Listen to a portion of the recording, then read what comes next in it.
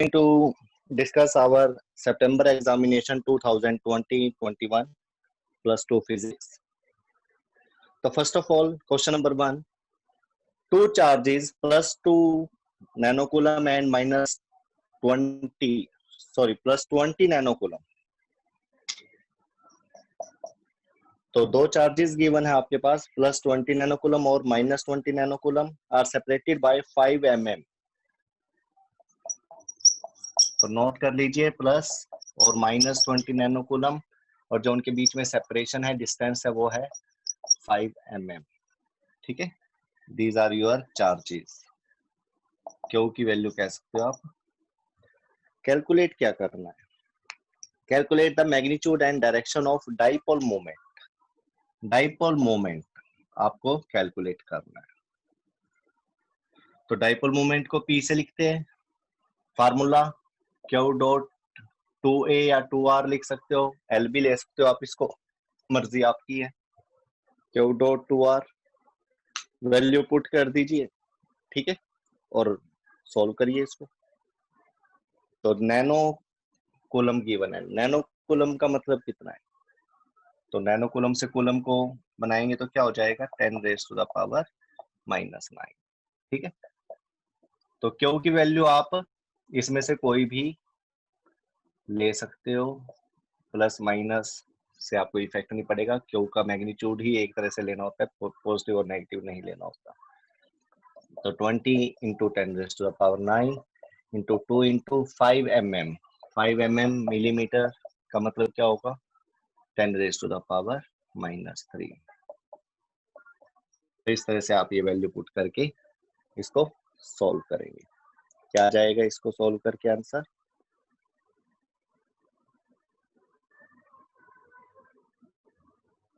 Sorry, this is the value of 2r not 2a. तो ये 2 अलग से लग गया. तो इसको सॉल्व करें तो क्या आ जाएगा? 0 का 100 हो गया, ये 10 रेज़ टू द पावर -12. तो ये आ जाएगा 10 रेज़ टू द पावर -10. और यूनिट क्या होंगे? चार्ज के यूनिट क्या होते हैं? कूलम. डिस्टेंस के मीटर. तो यहाँ पे यूनिट आ जाएंगे कूलम मीटर. डायरेक्शन क्या होगी? Negative to positive.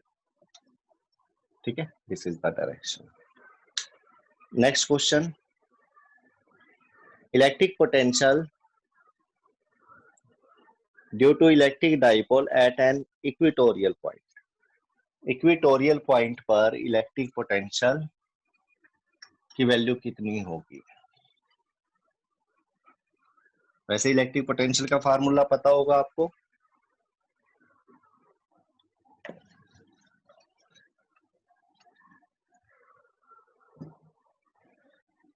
डाइपोल बनाइए सबसे पहले. बिना डायग्राम के बेटा फिजिक्स में कोई भी चीज सॉल्व होती ही नहीं. जब तक इमेजिनेशन ना कर लेना इसका तब तक कुछ नहीं होता. ये इसका इक्वेटोरियल पॉइंट हो गया. ये प्लस क्यू हो गया, ये माइनस क्यू हो गया, है ना. यहाँ पर पोटेंशियल की वैल्यू क्या होगी? 1/4 pi epsilon nought Q by R. Q by R. ठीक है, ये ए पॉइंट है तो ए ले लीजिए. Charge on Q R, Q A ले लीजिए. ये क्यू ए की वैल्यू है. ऐसे क्यू बी ले लीजिए. V B is equal to 1/4 pi epsilon nought Q B by R. R दोनों का सेम क्यों लिया है? देखो इक्वेटोरियल पॉइंट पर आर की वैल्यू क्या होगी? दोनों सेम होगी. तो आर ए और आर बी लेने की जरूरत नहीं है. 1/4 पाई एप्सिलॉन नॉट क्या होगा? कांस्टेंट. आर बी क्या है? कांस्टेंट है दोनों केसेस में. क्यू ए और क्यू बी की वैल्यू क्या है? वो भी सेम है बट साइन चेंज है. क्या चेंज है? Sign change. जिसकी वजह से इसकी वैल्यू जो है क्यू ए की वो पॉजिटिव में होगी और इसकी नेगेटिव में. तो टोटल पोटेंशियल कैसे निकालेंगे आप? V A plus V B, net potential ऐसे निकाल लेंगे आप. You know very well, value तो सेम है बट नेगेटिव और पॉजिटिव का डिफरेंस है. क्यू ए और क्यू बी इक्वल है बट पॉजिटिव नेगेटिव का चेंज है इसमें. तो आप इसको ले लेंगे प्लस क्यू अपॉन आर, लेकिन जो ये वैल्यू होगी ये कैसे लेनी पड़ेगी आपको, नेगेटिव साइन के साथ, ठीक है। ये प्लस क्यू होगा लेकिन ये माइनस क्यू होगा। तो यहाँ से आप इसको सॉल्व करके देख सकते हो, इलेक्ट्रिक पोटेंशियल इक्वेटोरियल पॉइंट पर क्या होगा, 0। तो आंसर क्या रहेगा, 0। Next question, question number 3, whether electric field inside potentiometer wire is constant or variable। Electric field potentiometer wire में आपको पता है, उसके प्रिंसिपल में भी पढ़ा था आपने, E is equal to dV by dr होता है। पोटेंशियल ग्रेडियंट को क्या बोलते हैं, इलेक्ट्रिक फील्ड। और क्योंकि पोटेंशियल ग्रेडियंट की वैल्यू क्या होती है इसमें, कांस्टेंट होती है। क्या होती है, कांस्टेंट। तो इसको कांस्टेंट बोला गया, तो इलेक्ट्रिक फील्ड भी क्या होगा, कांस्टेंट, ठीक है। तो थर्ड का आंसर क्या रहेगा, कांस्टेंट रहेगा, वेरिएबल नहीं होगा। What is power dissipation, what is power dissipation in an AC circuit। Next question, what is power dissipation in an AC circuit?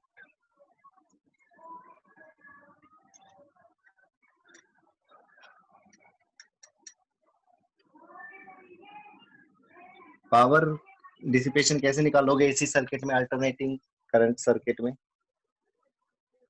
Formula पता है आपको, पावर डिसिपेशन का फार्मूला?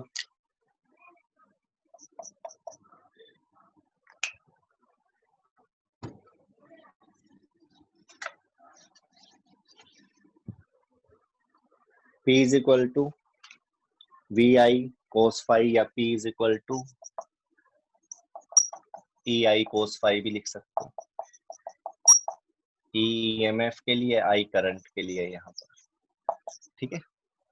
तो वैल्यू क्या क्या गिवन है, E is equal to 230 sine omega T plus pi by 2, और I is equal to क्या गिवन है, 10 sign omega T.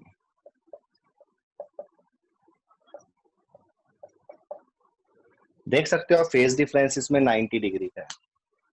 Phase difference कितना है, 90 डिग्री, यानी कि फाई की वैल्यू अगर आप देख सकते हो यहाँ से, तो देख सकते हो कि EMF 90 डिग्री आगे चल रहा है, यानी कि फाई की वैल्यू कितनी है यहाँ पर, 90 डिग्री। तो पावर डिसिपेशन निकालना है। पावर डिसिपेशन में EI cos फाई होता है, E की वैल्यू पुट कर दो यहाँ से, ये पुट कर दो, बट cos फाई की वजह से क्या हो जाएगा, 0।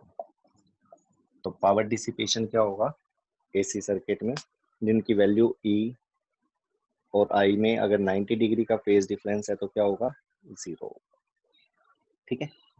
Next question, transformer. Transformer, transformer क्या होता है? देखो इन चीजों में बड़ी कंफ्यूजन होती है बच्चों को। ट्रांसफार्मर, रेक्टिफायर, बता देता हूँ थोड़ा सा। रेक्टिफायर और क्या है, जनरेटर। इनमें बड़े कंफ्यूज हो जाते हैं बच्चे, तो थोड़ा सा ध्यान से रखना है इसको। ट्रांसफार्मर क्या होता है, जो वोल्टेज को चेंज करे, वोल्टेज वेरी करने के काम आता है, ठीक है। स्टेप अप और स्टेप डाउन ट्रांसफार्मर इसके। और कौन सी वोल्टेज, एसी वोल्टेज को एसी वोल्टेज में ही बदलता है, एसी वोल्टेज को एसी वोल्टेज में ही बदलता है। बच्चे बड़े कंफ्यूज होते हैं, एसी को डीसी में बदल देता है, ये कर देता है, वो कर देता है। नो, पीछे से मान लो 220 वोल्ट आ रही है, ऐसे लिख लो आप, 220 वोल्ट आ रही है, ज्यादा ले लो, पीछे से मान लो 12,000 वोल्ट आ रही है, बड़ी बड़ी लाइनों में आती है ना, ट्रांसफार्मर लगा देते हैं, वो 12,000 से आपके घरों में 220 वोल्ट करके भेज देता है, कम करके भेजती है। ये क्या थी, ये भी एसी थी, अल्टरनेटिंग करंट, और ये भी क्या था, अल्टरनेटिंग करंट। तो ट्रांसफार्मर क्या करता है, वोल्टेज को कम करता है। ट्रांसफार्मर क्या करता है, वोल्टेज को ज्यादा भी करता है। ठीक है, जैसे आप घरों में स्टेबलाइजर लगा लेते हो, ठीक है, कम आ रही है, मान लो आपके घर में 150 वोल्ट आ रही है, आपने स्टेबलाइजर लगा के 200 कर दिया, उसको 220 कर दिया दोबारा से, तो स्टेप अप और स्टेप डाउन ट्रांसफार्मर। इसी तरह से रेक्टिफायर है, ये करता है एसी को डीसी में कन्वर्ट, यानी कि अल्टरनेटिंग करंट को डायरेक्ट करंट। ऐसे अल्टरनेटिंग करंट की फ्रीक्वेंसी पता है ना आपको, 50 हर्ट्ज है अपने देश में, फॉरेन में 60 हर्ट्ज है। और डीसी की जो फ्रीक्वेंसी होती है, देखो उसने कोई साइकिल, मतलब ये डायरेक्शन तो चेंज करनी नहीं, तो इसलिए उसकी फ्रीक्वेंसी 0 होती है डीसी की। ये होता है रेक्टिफायर में। और जनरेटर क्या करता है, ये करंट को इंड्यूस करता है, करंट बनाता है ये, यानी कि मैकेनिकल एनर्जी को इलेक्ट्रिकल एनर्जी में कन्वर्ट करता है। ठीक है, तो तीनों के अलग अलग है, ये बड़े क्वेश्चन पूछे जाते हैं, जस्ट बेसिक है, और इसमें कंफ्यूज हो जाते हैं बच्चे। Next question, using Gauss theorem. Next question है, गॉस थ्योरम को यूज करना है। क्या थी Gauss theorem, phi is equal to Q upon epsilon nought, इसका यूज करना आपने।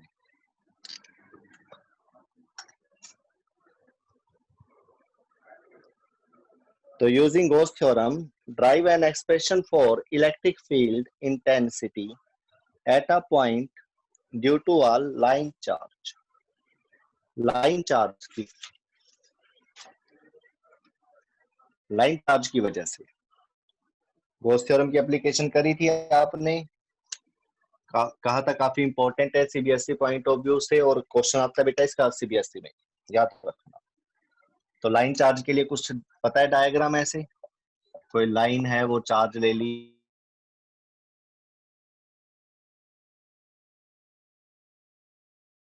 वायर है कोई चार्ज वायर ले लिया, कोई पॉइंट ले लिया जिसके ऊपर आपने इलेक्ट्रिक फील्ड निकालना है, ये लो पी पॉइंट ले लिया। तो इसको अजम्पशन में डालकर आपने क्या करा, एक सरफेस को डिजाइन कर दिया, कंस्ट्रक्ट कर दिया, जिसकी शेप क्या आई, एक सिलेंडर की तरह। ठीक है, you know very well, plus से क्या होएगा, इलेक्ट्रिक फील्ड लाइन से निकलेंगे ऐसे, है ना। ये रेडियस आर ले लिया इसका, चार्ज क्यू ले लिया इसका, लेंथ ऑफ वायर एल ले ली इसकी। ठीक है, तो आपको पी पॉइंट पर क्या करना है, इलेक्ट्रिक फील्ड को निकालना है। अब पी पॉइंट भी निकालने के लिए आप क्या करते हो, इस सिलेंडर का एक सरफेस ले लिया डीएस, इसका भी एरिया वेक्टर कहाँ होगा, बाहर की तरफ, इलेक्ट्रिक फील्ड भी क्या कहाँ है, बाहर की तरफ, तो डीएस भी बाहर की तरफ, और इसके अंदर से निकलने वाली लाइनें भी बाहर की तरफ। तो ई और डीएस के बीच में कितने डिग्री एंगल आ जाएगा, 0 डिग्री। कितना डिग्री एंगल आ जाएगा, 0 डिग्री। देख सकते हो आप ये ई डी एस, इलेक्ट्रिक फील्ड भी बाहर की तरफ ऐसे, ये भी ऐसे। तो सरफेस के ऊपर यहाँ पर आप निकाल सकते हो, जितना मर्जी ले लीजिए रेडियस, कम ज्यादा जैसे मर्जी ले लीजिए, पास लोगे ज्यादा हो जाएगी वैल्यू, दूर लोगे कम होती जाएगी। फाई इज इक्वल टू क्या होता है, Q upon epsilon. Electric field निकालना है, तो दूसरा फार्मूला क्या था इसका, ये तो था गॉस थ्योरम से, और ये किससे था, definition of electric flux. Phi क्या होता है, इलेक्ट्रिक फ्लक्स। फ्रॉम 1 एंड 2, इन दोनों इक्वेशन से क्या लिख सकते हो आप, E D S Q upon epsilon nought, dot हटाकर क्या करते हो, कोस थीटा। क्यों करवा रहा हूँ ये चीज मैं, क्योंकि जो ये गॉस थ्योरम की एप्लीकेशंस है ये हमारे पास 4-5 है। ठीक है, और 4-5 में ये सारी यूटी है, यानी कि ये चीज आती होंगी, ये दोनों अगर आपको इक्वेशन आती है तो ही आप कर सकते हो। तो यहां से देखिए आप, थीटा की वैल्यू 0 डिग्री, ई बाहर आ जाएगा, डीएस क्यू अपॉन एप्सिलॉन यही रहेगा। इसके बाद डीएस सिलेंडर का सरफेस ये पूरा एस होगा, क्या होगा इसका फार्मूला? सिलेंडर के सरफेस का formula volume of cylinder, surface of cylinder, क्या होता है फार्मूला? 2 पाई आर एल। डायमेंशन को मल्टीप्लाई कर दीजिए और 2 पाई से, तो 2 पाई आर, आर ले रखा है ये, और ये एल। अगर ये एच ले रखा होता 2 पाई आर एच, ये ए ले रखा होता 2 पाई ए एच हो जाता, ठीक है। तो इस चीज का ध्यान रखना। तो यहाँ पर लिखेंगे आप 2 पाई आर एल। अब बात आ जाती है क्यू की। क्यू लाइन चार्ज है, linear charge density, surface charge density, volume charge density तीनों पढ़ रखे आपने। लीनियर चार्ज डेंसिटी क्या होता है? Lambda is equal to Q upon L, surface charge Q upon S, और volume charge Q upon V, यही था। तो अब आपको कौन सा यूज करना है इसमें? Q is equal to lambda L. तो यहाँ पे आप लिखिए Q is equal to lambda L, L से एल कैंसल, तो यही रिलेशन आपके पास क्या बन जाएगा? E is equal to lambda upon 2 pi epsilon nought R. और दूसरी बात, इलेक्ट्रिक फील्ड का रेडियस से, मतलब ये डिस्टेंस जो आप बढ़ाते जाओगे, इससे क्या रिलेशन है? Inversely proportional. कई बार वो ये क्वेश्चन भी पूछ ले, ये तो एक्सप्रेशन हो गया ना फार्मूला, कई बार वो आर के साथ रिलेशन पूछ लेता है, तो आपको बताना पड़ेगा लास्ट में इनवर्सली प्रोपोर्शनल। ग्राफ भी पूछ लेता है कई बार इनके बीच में, यू नो ग्राफ कैसा आएगा इसका? कर्वीलिनियर डिक्रीजिंग, एक्सपोनेंशियल डिक्रीजिंग का बनाते हो ना, वो बनाएगा, ठीक है। Next question, VI graph for a metallic wire of two different temperatures T1 and T2.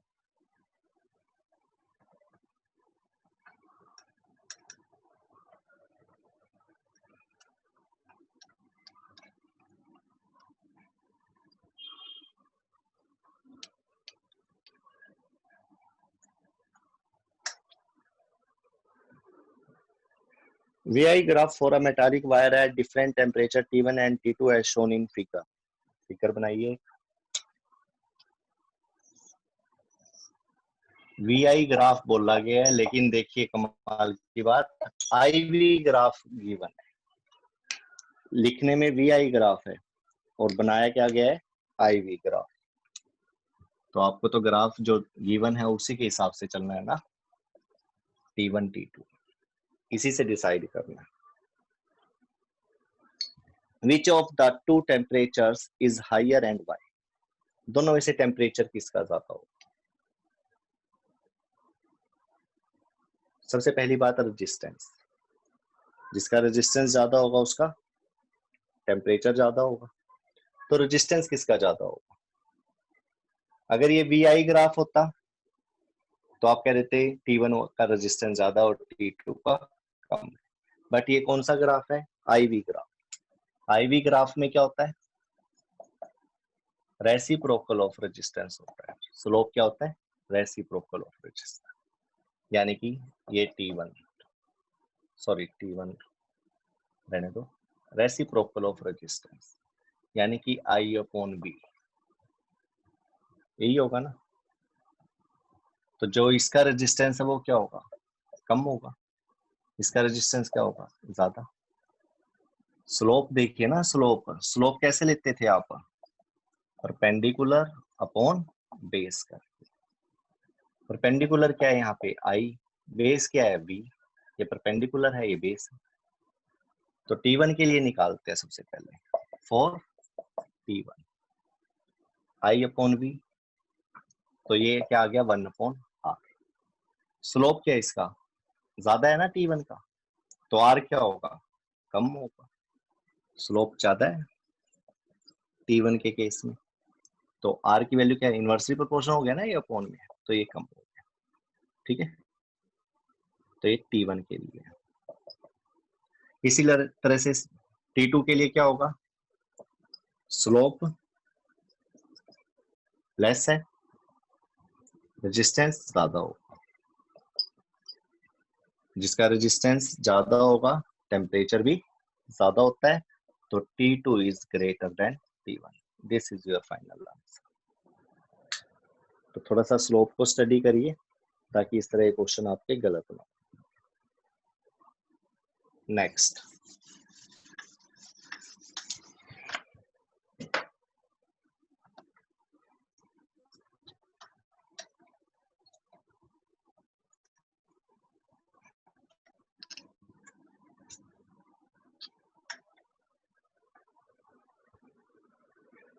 current in a wire XY, current in a wire XY decreasing steadily. Predict the direction of induced current in metallic ring 1 and 2। तो diagram बनाएंगे सबसे पहले।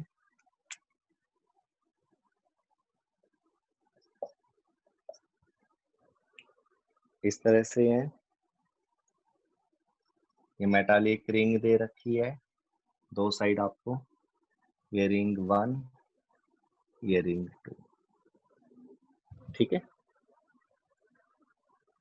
और current decrease हो रहा है, current क्या हो रहा है, डिक्रीज हो रहा है, ठीक है।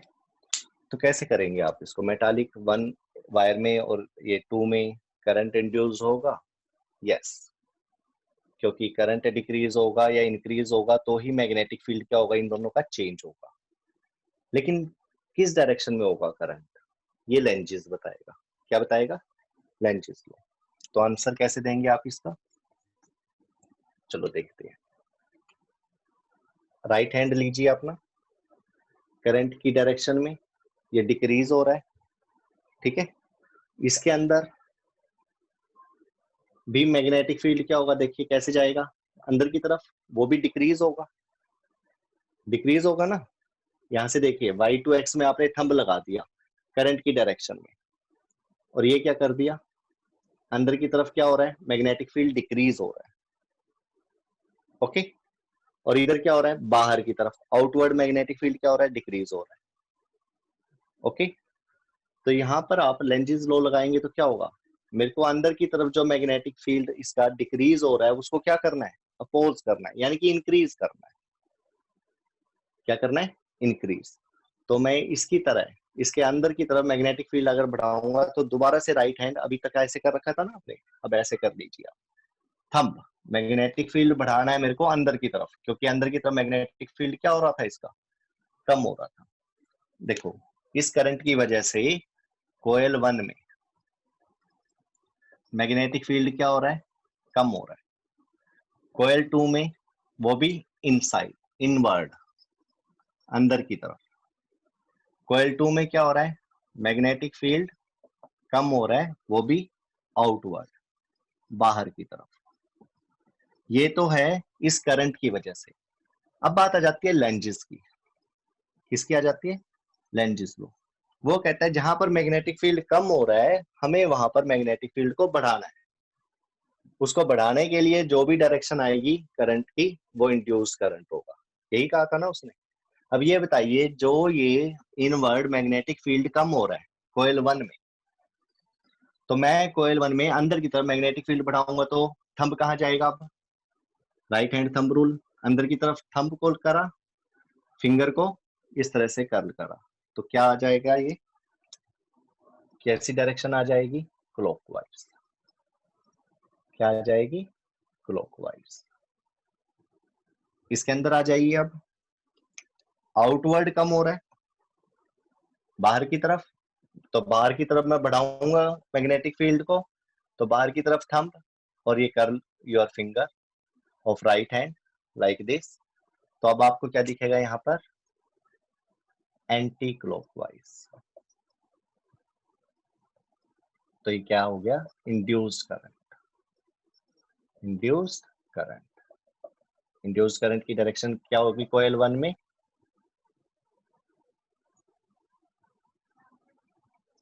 क्लॉकवाइज, और कोयल 2 में एंटी क्लॉकवाइज, ठीक है। ये रहेगा आपका answer. Next question,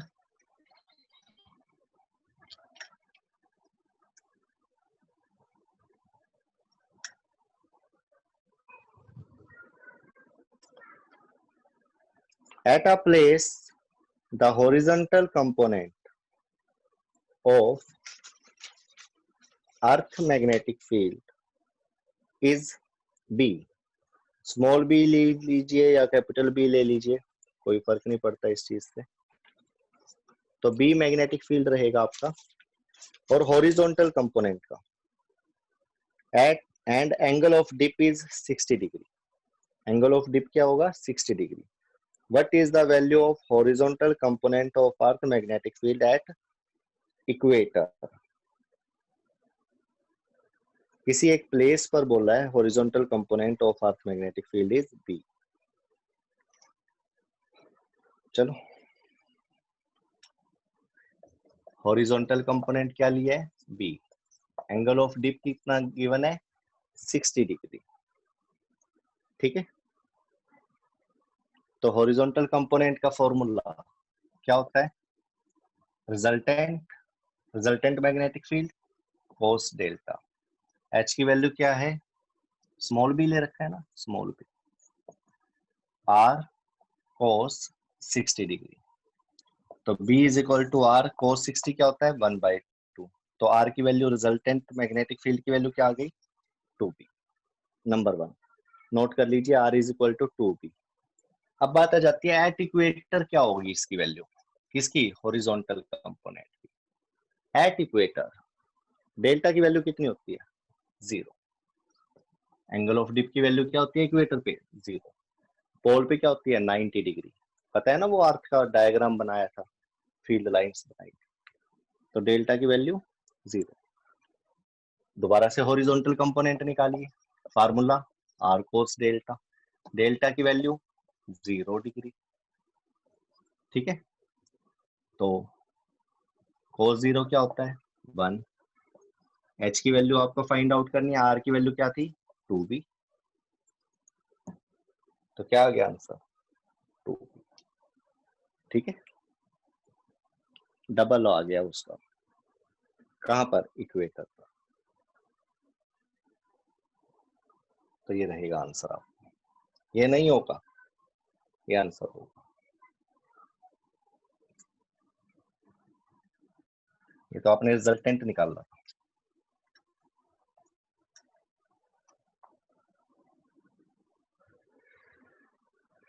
next question, a proton and an electron. एक प्रोटॉन है और एक electron, travelling along parallel path enter a region of uniform magnetic field. एक प्रोटॉन और एक इलेक्ट्रॉन किसी मैग्नेटिक यूनिफॉर्म मैग्नेटिक फील्ड में पैरेलली एंटर करते हैं, acting perpendicular to their path, और साथ में परपेंडिकुलर होंगे वो यूनिफॉर्म मैग्नेटिक फील्ड में जब एंटर करेंगे उसके साथ। Which of them will move in a circular path with higher frequency? क्या समझे यहाँ पर?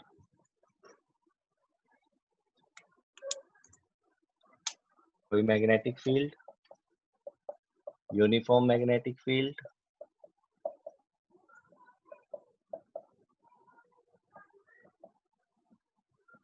ठीक है, एक प्रोटॉन और इलेक्ट्रॉन क्या कर रहे हैं? एंटर कर रहे हैं इसमें।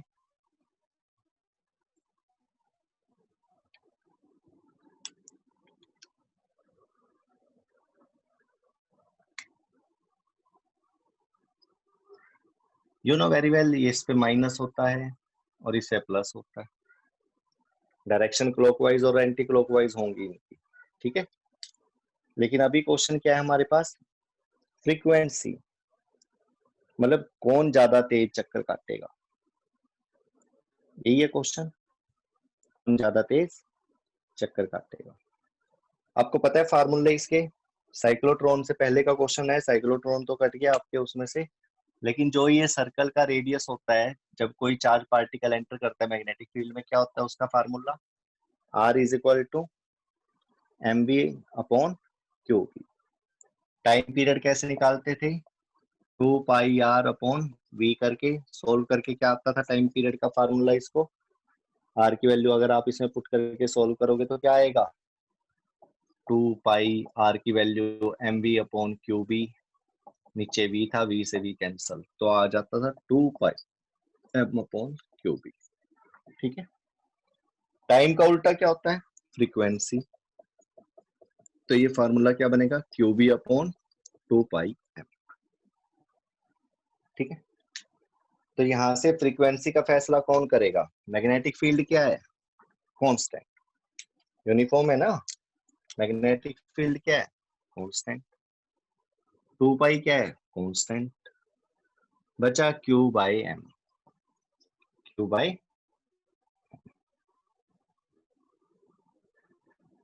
अब इलेक्ट्रॉन और प्रोटॉन में चार्ज वैल्यू किसकी ज्यादा होती है? सेम होती है। कितनी होती है? 1.6 into 10 raise to the power -19 coulomb. 10th class में पढ़ा था ये आपने। और इसमें भी सेम होती है, बस ये प्लस की होती है और ये माइनस की। तो चार्ज को लेके भी बात खत्म। चार्ज वैल्यू इलेक्ट्रॉन और प्रोटॉन की, क्यू की वैल्यू भी क्या होती है? कांस्टेंट। तो बचा क्या?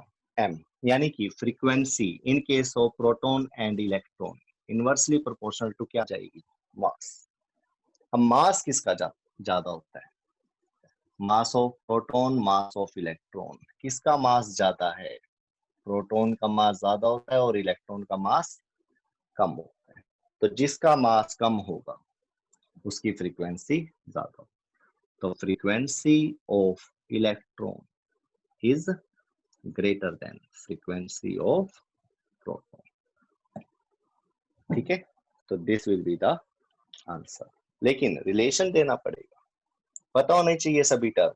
हाँ, अगर यहाँ पे इलेक्ट्रॉन प्रोटॉन की जगह पर अल्फा पार्टिकल भी हो सकता था, अल्फा पार्टिकल हो जाता तो क्या हो जाता? 2 हीलियम 4। प्रोटॉन क्या होता है? 1h1। Q by M ratio देखी जाती है, क्यू बाई एम रेशो देखी जाती है। ये क्यू हो गया और ये एम हो गया। क्यू बाई एम इसका 1 होगा, इसका क्यू बाई एम कितना होगा? 1/2। तो जिसका क्यू बाई एम ज्यादा होगा उसकी फ्रीक्वेंसी ज्यादा। तो प्रोटॉन ज्यादा फ्रीक्वेंसी से चलेगा अगर प्रोटॉन और अल्फा की बात हो तो। मास भले ही अल्फा का ज्यादा है, लेकिन क्यू बाई एम किसका ज्यादा होगा? प्रोटॉन का। और जिसका प्रोटॉन का ज्यादा, फ्रीक्वेंसी उसी साइड की ज्यादा, है ना। तो इसको थोड़ा सा अच्छे तरीके से करना, ये चीज भी कर लेना। प्रोटॉन इलेक्ट्रॉन था ना, प्रोटॉन और अल्फा पार्टिकल या हीलियम पार्टिकल भी बोल सकता था वो। डायरेक्शन अपोजिट होंगी, प्लस और माइनस है अगर है तो। प्लस वाला मान लो क्लॉकवाइज में तो वो एंटी में होगा, अगर ये एंटी और क्लॉक में है तो वो एंटी में होगा। ठीक है, ये तो डिपेंड करता है ना, लेफ्ट हैंड रूल लगाएंगे। फ्लेमिंग लेफ्ट हैंड रूल से पता लगता है, राइट हैंड थंब रूल से पता लगता है।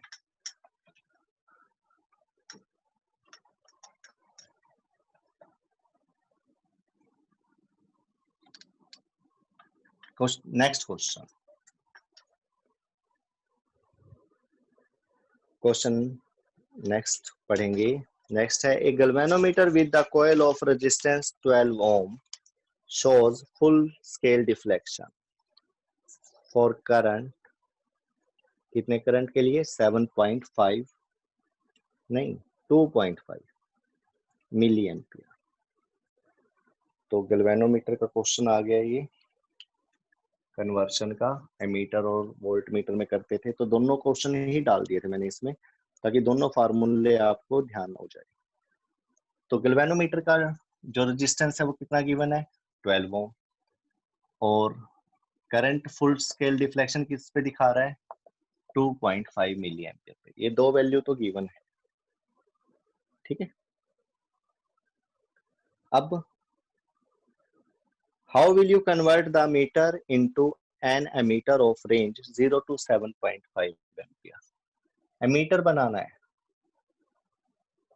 0 to 7.5 एम्पियर रेंज का, यानी कि आई की वैल्यू कितनी गिवन है, दिस माइनस दिस, यानी कि 7.5 एम्पियर का बनाना है। यही बात हुई, ठीक है। तो कैसे बना सकते हो, शंट लगाकर। शंट फार्मूला क्या था, आई जी अपॉन, क्या फार्मूला था, I minus I G. What is the value of I G, 2.5 into 10 raised to the power minus 3. What is the value of G? 12. Upon what is the value of I? 7.5 minus what is the value of IG? 2.5 into 10 raised to the power minus 3. यही है, solve करो इसको। Solve करोगे तो क्या आएगा, direct बता दूं, फार्मूला गलत नहीं होना चाहिए, वैल्यू एक्यूरेट पुट करोगे। 4.0 into 10 raised to the power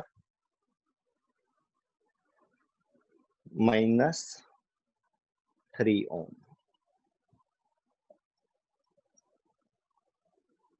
4 into 10 raised to the power minus 3। और कैसे लगेगा ये, पैरेलल। कैसे कनेक्ट होगा, इन पैरेलल। इसी में नेक्स्ट क्वेश्चन क्या है, गैल्वेनोमीटर से वोल्ट मीटर बनाना है। क्या बनाना है, वोल्ट मीटर।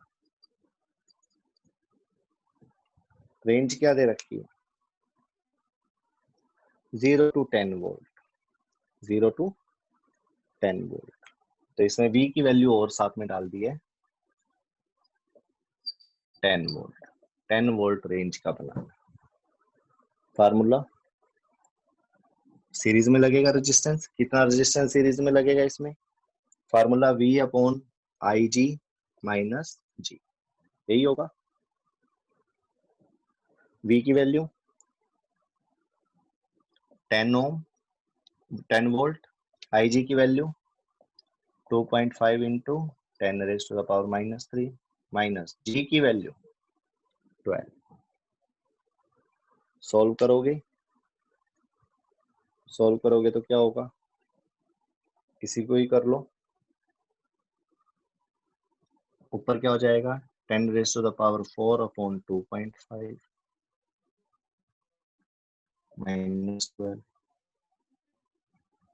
यही होगा।